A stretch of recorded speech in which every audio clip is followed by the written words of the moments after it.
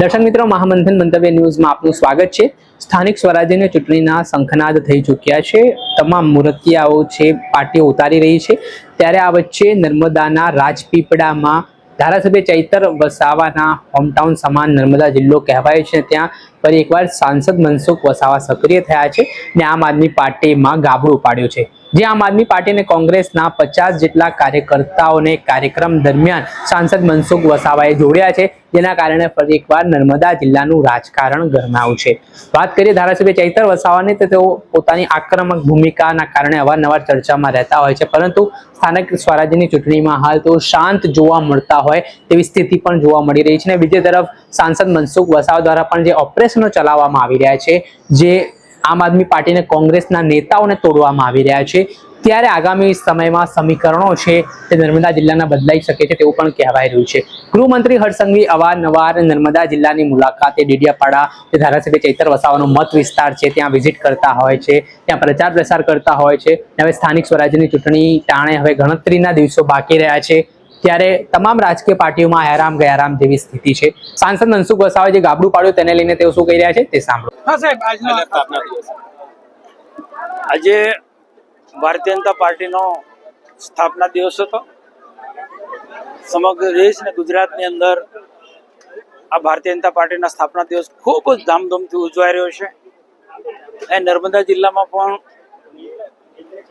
આવનારી તાલુકા પંચાયત, જિલ્લા પંચાયતની ચૂંટણીને ધ્યાનમાં રાખીને આ સ્થાપના દિવસ ઉજવવાનો ખૂબ વ્યૂહાત્મકપૂર્વક અમે પ્લાનિંગ કર્યું હતું, એટલા માટે કે ભારતીય જનતા પાર્ટી કયા સંજોગોમાં ઉદ્ભવ થયો, કયા સંજોગોમાં ઉદ્ભવ થયો, એનો મુખ્ય ઉદ્દેશ્ય શું છે, પાર્ટીની વિચારધારા શું છે, અને જે સરકારો જે છે એ સરકારો કેવો પારદર્શક વહીવટ આપી રહી છે, અને સાચા અર્થમાં ભારતીય જનતા પાર્ટી તાલુકા હોય, જિલ્લો હોય, વિધાનસભા હોય કે લોકસભા હોય, એમાં સભ્યપદ લીધા પછી એને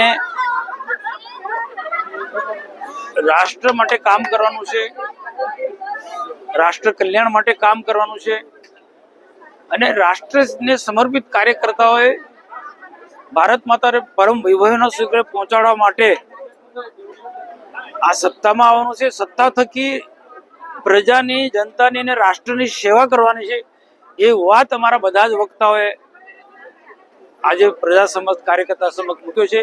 રમેશભાઈ મિસ્ત્રી ભરૂચથી ધારાસભ્ય પધાર્યા, ડોક્ટર દર્શનાબેન દેશમુખ, પાર્ટીના વરિષ્ઠ આગેવાન પ્રભારી અર્જુનભાઈ ચૌધરી અને હર્ષદભાઈ વસાવાથી માંડીને બધા જ લોકો આ કાર્યક્રમની અંદર ઉપસ્થિત રહ્યા અને ખૂબ ભવ્ય પ્રકારનો આજનો આ કાર્યક્રમ રહ્યો।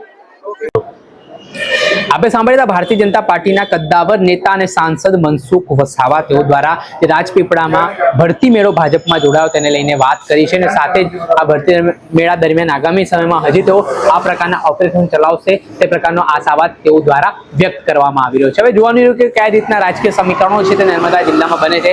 ધારાસભ્ય ચૈતર વસાવા હવે આજે તેમના પાર્ટીના કેટલાક કાર્યકરોને જે તોડવામાં આવ્યા છે તે મામલે હવે આગામી સમયમાં શું રણનીતિ અપનાવે છે તે આવનારો સમય બતાવશે। દર્શક મિત્રો, આવા જ નવા વિડીયો સાથે આપણે માહિતગાર કરતા રહીશું, એટલે મહામંથન મંતવ્ય ન્યૂઝ જોતા રહો।